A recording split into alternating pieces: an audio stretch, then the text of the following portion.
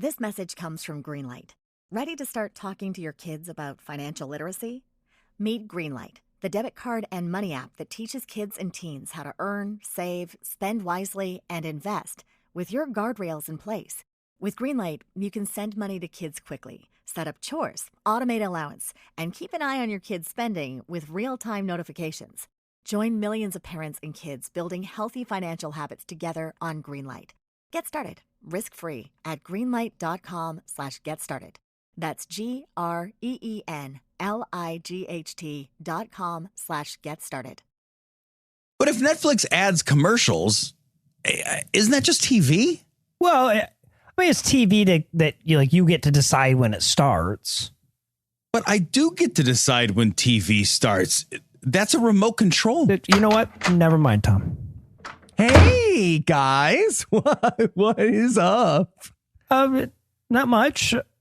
Like, usually you're waiting inside with some kind of comedy shenanigans related to the episode. Comedy shenanigans related to the episode. That's right. I am usually doing that. And that is what I was planning this week. But it turns out that when you Google how to run a plane into a building. Woof. Yeah, it's no good. Right. So long story short, the FBI is here, but don't worry. I explained to them that you guys are in charge. So they just want a quick convo and we're good to go. What? Really? Not you, Tom. I was talking to Noah and Cecil. Nice. Did they mention what they want to talk to us about? Yeah. Are we going to enjoy this conversation? I mean, do you like having your balls shocked? I mean, a little. I paid, a little bit of money, quite a bit of money for people to do that. Yes. Before. Oh, yes. well, then you're going to love it. Dibs. Motherfucking. Now the clamps are going to be all warm. It sucks. Sure. Hate warm clamps. It's stupid. Yeah, I could be in charge of the show.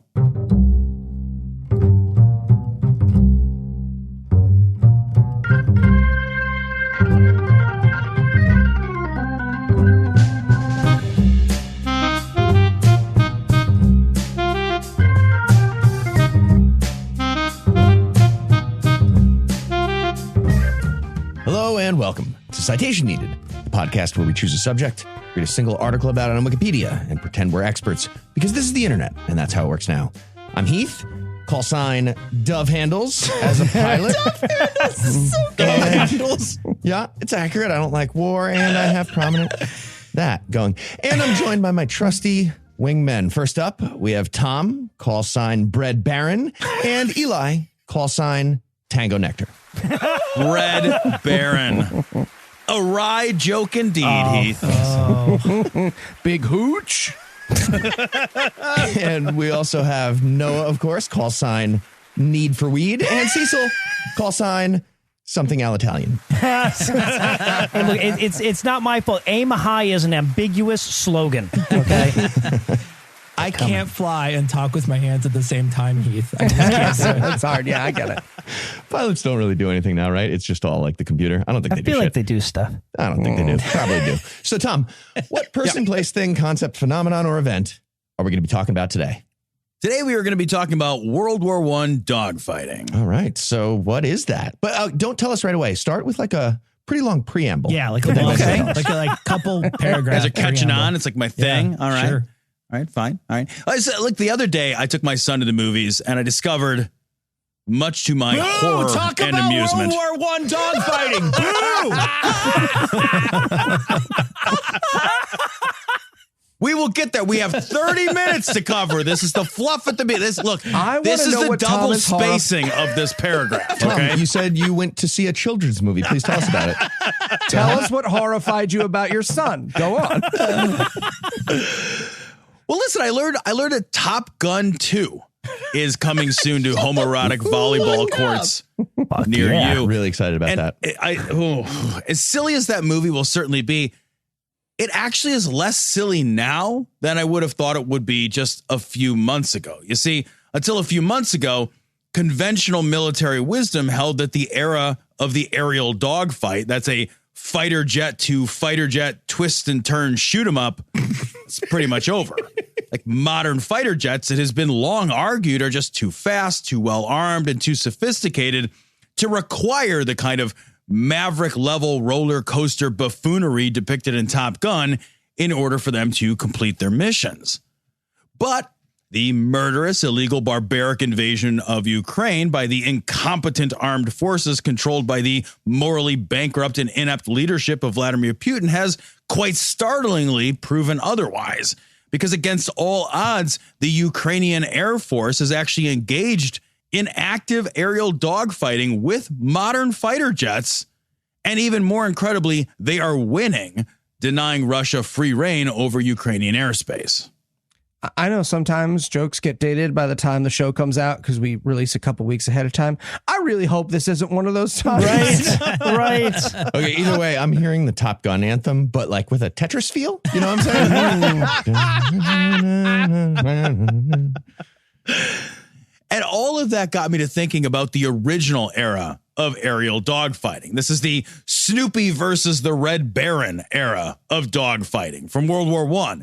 And as I read more about the topic, I realized that it contains so many elements of the absurd and the fascinating that there is just no way not to tell you guys about this.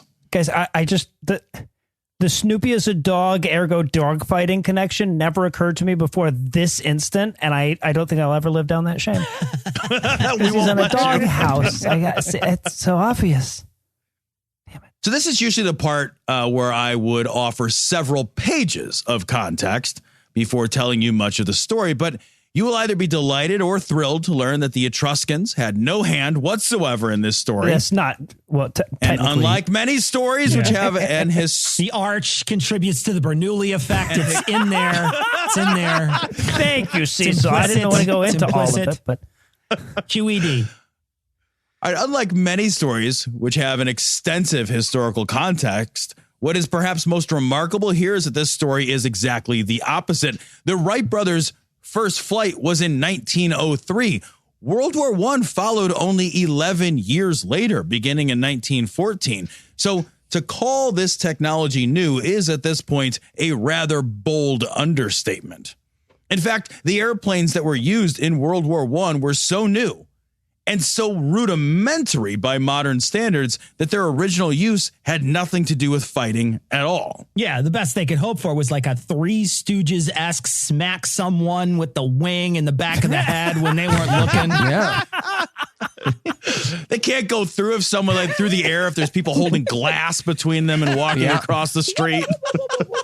Originally, they were going to do Victorian flappy flap machine fights, but it's hard to aim and cycle at the same time. So okay, I'm sure that's hard, but that should be the new rules of engagement for all modern warfare right there. Flappy flaps only. That's how we decide everything. That or like chess or something. I don't know. Just make a rule. So the primary use for airplanes in warfare in the 19-teens was for reconnaissance. Maybe it's not chess. It's a problem with Russia right now. But yeah, you got it. Good call. Yeah. Combatants stood to gain a huge advantage if they knew in advance about their enemy's troop strength, positions of the enemy lines, placement of artillery, supply line details, etc. And using aircraft to get a better view, that was nothing new. Hot air balloons were in fact used during the Civil War as a kind of observation tower. So it was only natural that the airplane would serve essentially the same purpose, with the added benefit of not being a stupid fucking balloon bobbing helplessly up and down, waiting for bored soldiers to shoot holes into. Yeah, doesn't it seem like the balloon idea would have got the kibosh during the planning phase somewhere along the line? It feels like an idea jar scenario, and nobody wanted to shoot it down. But nobody want to let all the air out of it. There you go. Yeah. Incidentally, I have to say, Tom, nothing sells the, and I'm not going to offer up a bunch of context claim, like 7 minutes of context. That's okay. I said not multiple pages. Oh, okay. Not No, multiple that's fair. paragraphs. It's all right. The thing is, like, better than a balloon is a pretty low bar. And even still, the initial planes used in World War I barely crawled over that bar. You need to understand a few things about these airplanes. First, at the start of the war, reconnaissance planes did not have radios in them, because radios were heavy and bulky, and planes were at this point held in the air basically by luck, magic, and a pilot who always had to go vroom to keep it up there. There's no way they're not doing that all the time. If you're a pilot, how do you not do that as a pilot now? The computer can't go vroom. That's what they have them for. I do the same thing with my penis. Vroom? Does that work? No. No, not at all. Not at all. So these airplanes, they were made of canvas stretched over a wooden frame. It's not unlike a box kite with a lawnmower engine on the front of it. Add to this that even military planes, they were not initially armed. The goal of the pilot was not to engage other planes in combat, but to fly up and over enemy positions and then to hustle back, land, and tattle on the bad guys. Yeah. So until they had machine guns, planes were just up there playing manhunt for some reason. Now, to the pilot's credit, though, I feel like those rickety fucking toothpicks and napkins constructions are only slightly more terrifying once there's guns shooting at you on them, right? The reality is that the first planes were just not up to the task of carrying the weight of any real armament. These things had the load carrying capacity of, well, like Eli at the gym. I mean, they were not impressive or fast. Oh, but they didn't cry while listening to audiobooks on the treadmill. So what I'm saying is your comparison is an insult to plane kites. Apologize. So the first planes used at the start of the war had a top speed of 50 miles an hour. Really? That's it. Though by the end of the war, top speeds had doubled. If they really pushed it, they could hit 100 miles an hour. So to give you a point of comparison, 30 years later, World War II jets were moving at more than 500 miles an hour, and modern jets, such as the F-15, they fly at more than 3,000 miles an hour. World War I planes feeling all scrawny, shooting Winsterol into their wings to get more horsepower. And cars were going like 120 at this point, or almost. So spy planes were trying to fly home at some point, and they got a little too low, and enemy jeeps were just like following along in third gear and like pulling them over at the end of the whole thing. That's gonna be sad. Imagine my surprise to read that the first documented aerial dogfight occurred before the start of World War I. In fact, the first episode of hot plane-on-plane combat occurred during the Mexican Revolution in 1913, though neither of the pilots were Mexican. Instead, two American soldiers for hire, each on opposite sides of the conflict, met in the air. Each had orders to kill, except neither of them had any interest in killing the other guy. So instead, according to an account written by one of the pilots, they just flew nearby one another, took out their pistols, shot at each other while intentionally missing until they ran out of ammo, and then waved each other goodbye. All right, this was fun. Let's do it again in a couple years on Christmas. Right? Huh? Okay, I'll see you there. Okay, I'm not saying this isn't true, but like if I had a whole gun's worth of ammo to take down an airplane made of popsicle sticks and saran wrap, and I failed to do so, but like I would be telling you, oh no, we were intentionally missing each other, me and him. We were just it was polite. It was the politeness.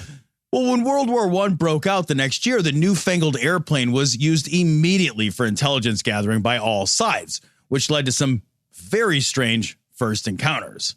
Initially, pilots really couldn't do much when they encountered enemy aircraft other than literally shaking their fists at one another and then speeding off at the same top speed as a startled wildebeest, hoping to deliver their intelligence before the other guy delivered his. Suddenly Germans really regret having all those 23-syllable words, right? I really hate you. Fairly quickly, pilots realized they needed to stop the flow of information that enemy planes carried. And soon pilots were carrying with them bricks, grenades, and even rope. They were lasso? It's actually sillier than lassoing. Because the idea was that if they saw an enemy plane, then they would be able to fly quickly or somewhat less slowly, relatively quickly, I guess, above the enemy plane. And then they would just try to drop shit on the plane or tangle up the propeller with the rope and then send the plane and its cargo of precious knowledge plummeting to the earth. Throw a stick into their spokes. That was it. Okay. You guys can fight, but you can only use murder weapons from the board game Clue to do it. Yeah. Throw a candlestick in their fucking propeller.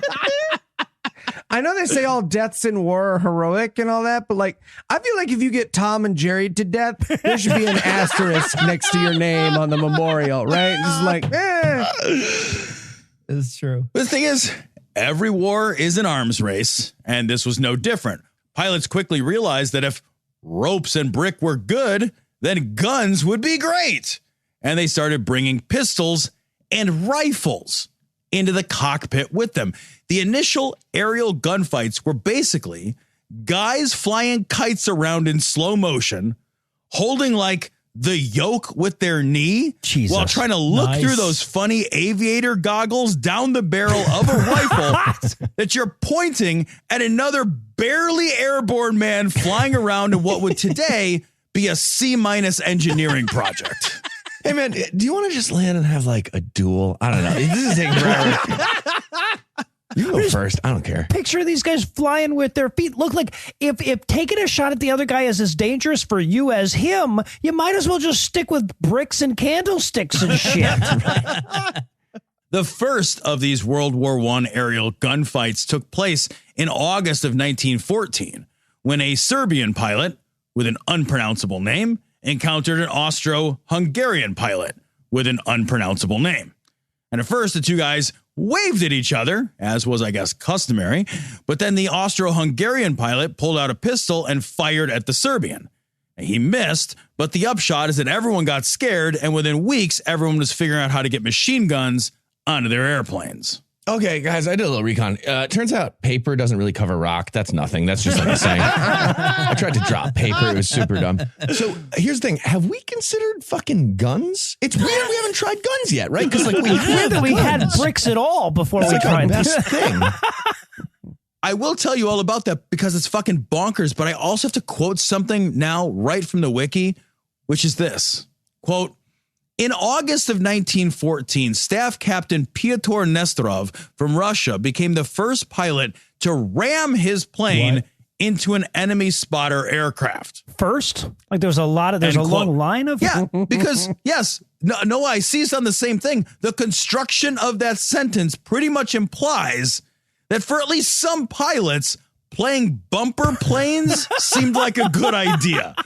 It's fine, but then you got to fucking hot glue gun your fucking airplane wing back on mid-flight, and that sucks.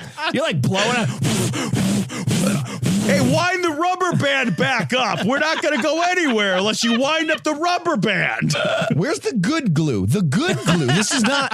And of course, most pilots weren't trying to smash their planes into other planes because that kills both planes. Mm-hmm. Yeah. Instead, everyone was trying to figure out how to put machine guns on the goddamned airplanes. The problem, as you might imagine, is that there wasn't sophisticated anything yet. So to aim any kind of gun effectively, you had to be able to look down the barrel of the weapon. But if you mount a machine gun in your sight line, you'll also be pointing the machine gun right at your own propeller, which is rather bad for the airplane. Now, Wikipedia says that a French aviator by the name of Roland Garros solved this problem by, quote, mounting steel deflector wedges to the propeller, end quote, of his airplane. Feels like a bad idea.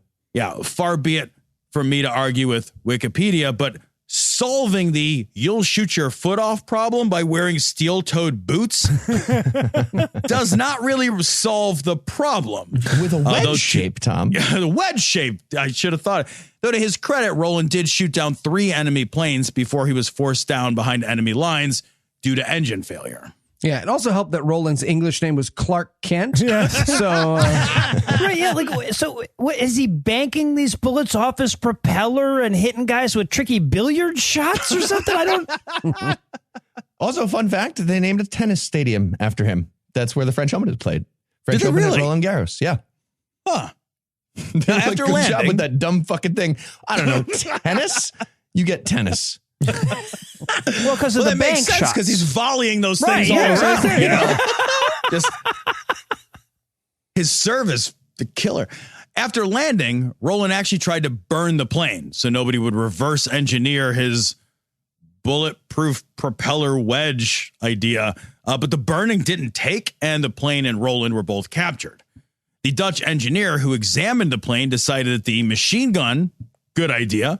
But there had to be a better solution than bolting some steel onto the propellers and hoping that swatting away the bullets that hit the thing keeping you aloft Stupid idea. could be improved. So, and guys, this is 100% true. The machine gun was then rigged up to the timing of the engine. Yep. The machine gun was still pointed directly through the propeller path. But so long as everything went perfectly, the bullets would fire exactly and only between the times when the rapidly spinning propeller wasn't in the way. Amazing. If a guy can't figure out how to light a canvas and wood plane on fire, I am pretty sure his engineering secrets getting uncovered is not a big deal. That's not, nobody cares. I feel like that's correct. Plus, we were just about to invent, the side and all the other places that aren't through the propeller as a concept. Didn't really matter. We got figured out. Well, to that point, there were less common configurations, Heath, for mounted guns. Some guns were mounted on the wings, for example, or That on seems like flexible mountings. Yeah. In at least one instance, I love this one, the guns were mounted pointing not forward, but straight up, with the idea that the pilot would fly under the enemy and then shoot them from below. Oh. Some people are top guns, some people are bottom guns. I get it, but but here's that: like, what direction do those people think that disabled aircraft go? You brake real hard in the air. Gotta be good at fly dodging, right under you. Right? You gotta dodge. If you hit the Gotta brakes, juke. you're going 0 miles an hour in the air, though. Like, these things are not You cruising. just don't look down. That's the key. You just don't look down. You stay still. The other gun mounting options included guns near the cockpit, but then like canted out at an angle. And the problem with these alternative designs is the pilot was also the gunner, which meant that flying around and pitching and banking while also shooting accurately at something that you aren't looking straight on at is crazily difficult. Okay, guys, we're making this harder than it has to be.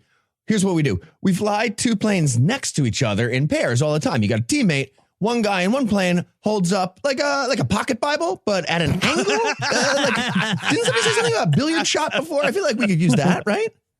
So unsurprisingly, the synchronized forward firing machine gun was a hit, and so were many enemy planes. Until, rather swiftly, all combatants figured out the placement and timing issue. Technological advancements rapidly seesawed who had the advantage in the sky, sometimes favoring the Germans, sometimes the British. By 1916, air combat tactics began to be developed, and the Dicta Bolke was written, an air combat document that is still in use today. Concepts for winning the battle of the skies include surprise attacking your enemy by, for example, hiding in thick cloud cover, turning to meet your enemy, and finally, using the sun to conceal your position. The toughest part about using the Dicta Bolka today is that you got to find a cloud that's going 3,000 miles an hour, and that's hard to do. I like that facing your enemy rose to the level of tactic for these people, right? It's like, I feel like ground forces figured that out, right? Like, that everybody's facing left, and they're like, guys, this isn't going to fucking work at all. What if we invent side? I feel like have we not done side yet? Reconnaissance craft began to require increasingly large numbers of fighter plane support to have any hope at all of surviving their mission. And so then the idea of air formations was created. At this point, most of the planes in use were wooden biplanes cruising at 75 to 100 miles per hour, and pilots who were successful at shooting down enemy planes gained enormous cultural prestige. You see, since the ground war of World War I was such a meat grinder of endless bloody stalemates, governments on both sides of the trenches decided that these sexy, high-tech pilots needed to be lionized to keep the public and the troops from becoming demoralized.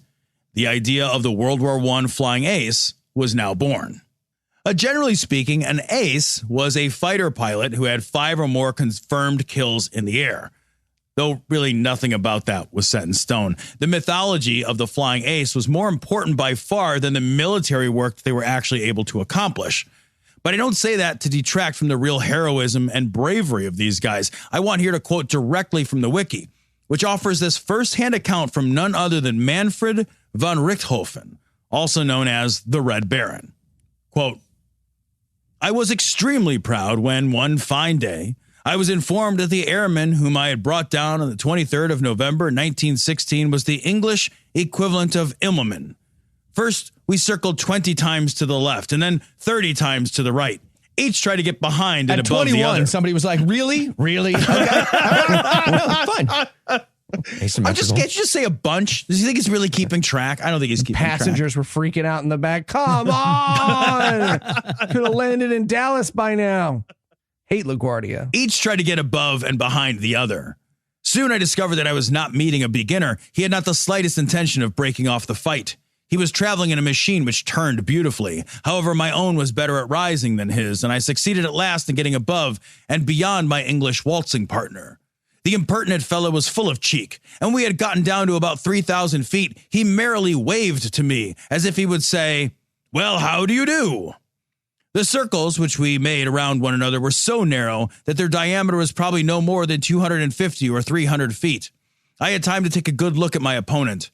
When he had come down to about 300 feet, he tried to escape by flying in a zigzag course, during which, as is well known, it is difficult for any observer to shoot. That was my most favorable moment. I followed him at an altitude of from 250 feet to 150 feet, firing all the time. The Englishman could not help falling, but the jamming of my gun nearly robbed me of my success. My opponent fell, shot through the head, 150 feet behind our line, end quote. I'll never forget his last words. Mwah. Oh my God, that was good. I spent my whole week watching Snoopy clips for that. Just throwing that out there. And one of the things that has to be noted about these battles were the insane altitude changes that marked these exchanges. Planes at this point maxed out at around 17,000 feet, and most battles began between 11 and 12,000 feet up.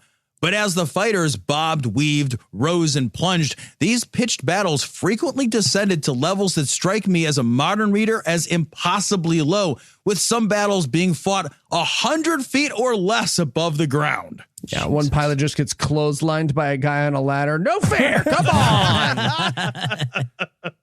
All right. Well, it seems like the move would be just flying dummy planes with no pilot into the general area of the other team and watching them all murder each other with anvils or whatever they're doing. We'll see how it goes after a quick break for some apropos of nothing.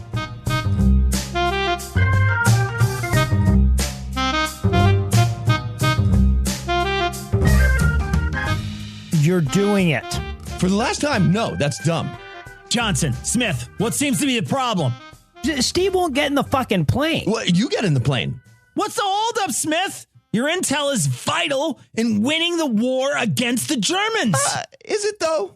Is it? They're in a trench right over there. I can see it with my eyes. Look with your eyes. Come on, soldier. We need to know how many horse they have, how many men, where they camp. Come on. It's over there. How is this going to change anything either way? Look, we put a gun on your plane. You're going to be fine. Oh, really? We put a gun. You're excited about that? Tell the colonel about your so-called gun and how that works. It's a good idea. It shoots between the propellers. Okay, you hear how crazy that sounds, right? In between the propellers. It's think about it like a syncopated jazz song. You know, it's like it's very technical. Seems like it's not going to work.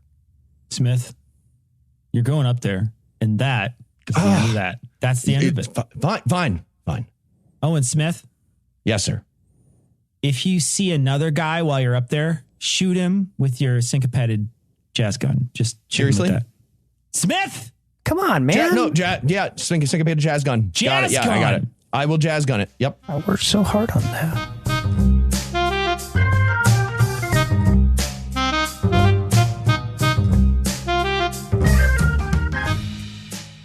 And we're back. When we left off, both Air Force teams were trying to count like dotted eighth note triplets across bars while flying a lawnmower kite at 12,000 feet. What's next, Tom? Well, no essay about World War I dogfighting could possibly be complete if we didn't tell the story of the most famous flying ace of the time, the aforementioned Manfred von Richthofen. or the Red Baron. The Red Baron became a fighter pilot quite by accident. After a chance meeting with Oswald Boelcke, the guy who literally wrote the book on air combat tactics I mentioned before, Manfred decided he wanted to fly, and he enrolled in training in February of 1916. He was not a natural. In fact, he was so bad, he crashed his plane on his very first flight. Ooh, what I'm hearing is I might have a bright future as a fighter pilot. Well, considering which way your microphone was pointed for the first year that you did this job, he's at least saying you could be the next, like, the Red Baron of podcasting or something. Ooh, I love it. The need for bleed. Rectally. I did mean rectally, yes. But the German war machine needed pilots, and he didn't die when he crashed the first time, so they gave him another plane and another chance, and Manfred's skills quickly improved. By April of that year, he was flying a mission over Verdun when he downed his first opponent. A nice achievement, which he followed up by flying into a thunderstorm and almost killing himself. In August, Boelcke, the tactician, recruited Manfred to join Germany's first squadron of fighter planes, after which Boelcke promptly died after colliding in midair with another plane. Manfred actually watched that collision that killed his mentor, which may have played a part in transforming Manfred into the cool tactician and rule follower that he became. I'll never forget his last words to me. After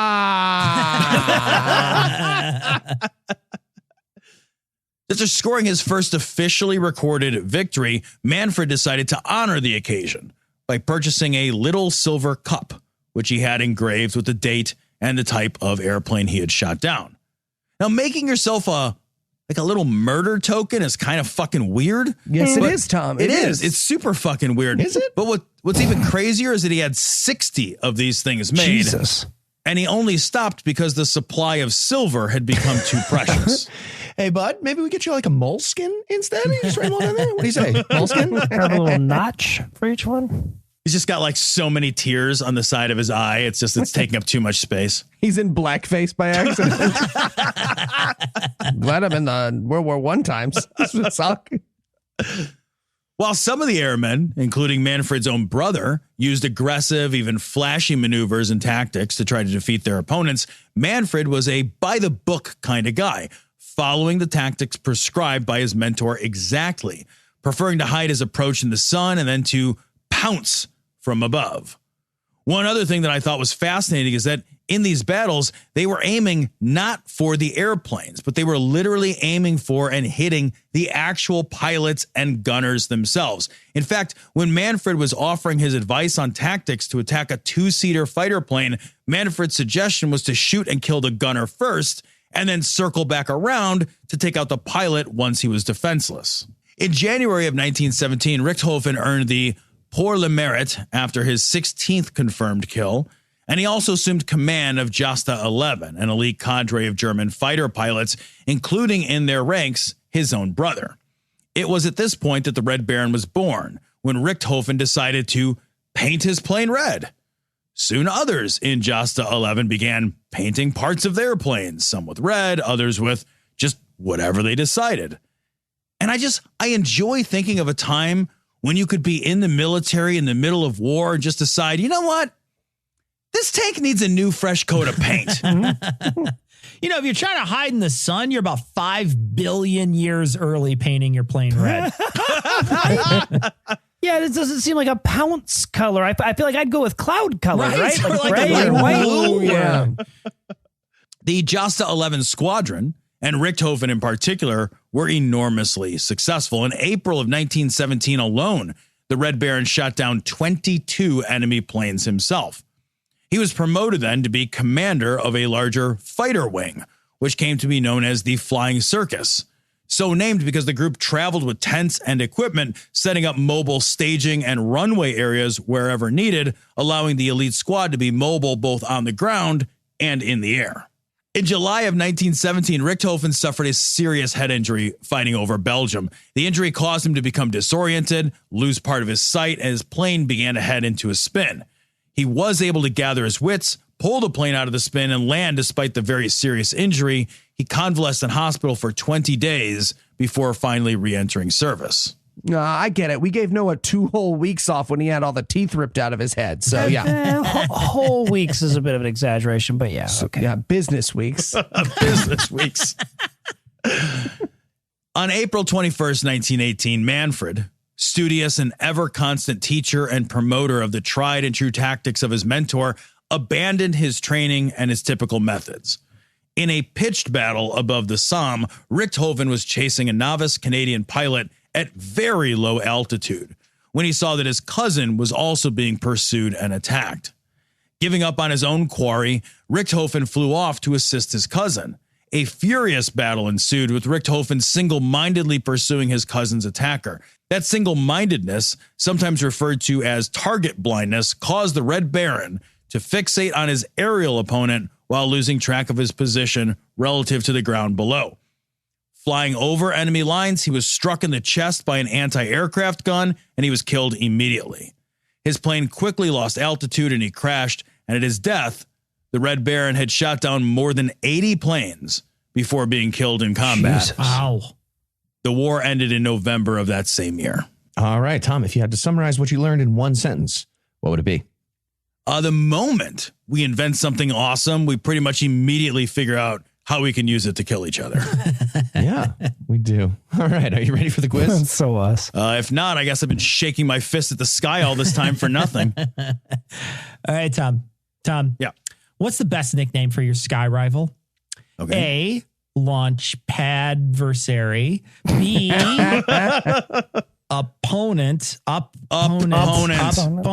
Or C, this was what the joke was written for, airfoil. Airfoil. I like airfoil. Airfoil is correct because you are the one who gets to choose. So airfoil All is right. it. Pretty much. Then that is what I picked. All right, I got one for you here, Tom. Yeah. This is very related to your topic. What is the best thing to do with a Red Baron brand frozen pizza? Okay. A, hurl it at an enemy pilot. B, crash a plane into it. That's fair. C, feed it to a Chicagoan that doesn't know what pizza's supposed to taste like anyway. Outrageous. Or D, cook it in a Bricktofen. Red Baron's last name, Richthofen. Did Eli help you write D? That feels like an Eli level pun. It's clearly not D or C. That's C is outrageous. C is outrageous. Stupid. Ridiculous. Dumb. It is hurl it at an enemy pilot. It is actually hurl it at an enemy pilot. All right, Tom. Yeah. How does that machine gun propeller thing work? A, the gun is black and the propeller is white, so they're Yikes. never on the same beat. B, the bullets are made out of me and the propeller is made out of my weight loss goals. Or C, it doesn't. That shit shoots itself all the fucking time. C, it did have a lot of mishaps. Incorrect. Oh, Eli wins. Eli is the winner. That's right. That seems And I unlikely. want an essay from Noah next week. Not really, but thank you for saying that. All right. Noah's up next. For Tom, Noah, Cecil, and Eli, I'm Heath. Thank you for hanging out with us today. We'll be back next week, and by then, Noah will be an expert on something else. Between now and then, you can hear Tom and Cecil on Cognitive Dissonance, and you can hear Eli, Noah, and myself on God Awful Movies, The Scathing Atheist, The Skeptocrat, and D&D Minus. And if you'd like to support very serious journalism, you can also make a per-episode donation to us at patreon.com/citationpod. And if you'd like to get in touch with us, listen to past episodes, connect with us on social media, or take a look at the show notes, check out citationpod.com.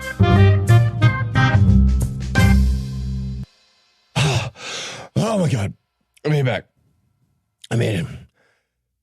Damn it, Smith. That was some ace flying up there. Just amazing. Truly heroic. The way you looped the loop and then you shot him in the head, it was just Magnificent. right. Yeah, no, Magnificent. I guess I appreciate that.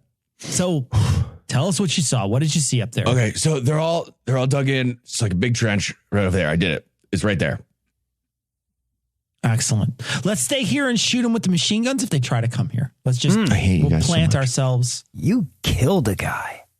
100% killed the guy.